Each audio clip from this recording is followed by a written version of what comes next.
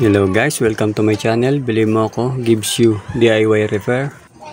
Ganito lang mag-adjust ng preno ng Rusi 175. Yan, check muna natin kung gaano siya kababa. Yan.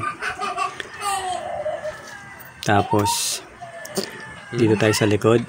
Ayan yung i-adjust natin 12mm kasi wala na yung talagang adjuster niya dyan.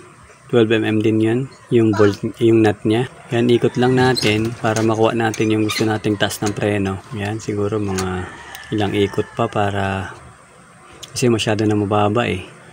Kaya dapat ikot natin ng medyo malayo para maganda yung kapit.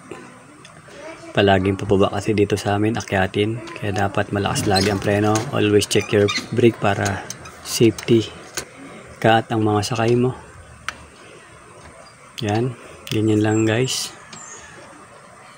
Bili mo ako, repair. Yan guys. Yan na.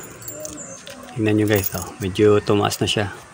Okay na yan, kaya salamat sa inyong panonood. Don't forget to subscribe my channel. Hit the notification bell para lagi kayong update sa mga bago kong video.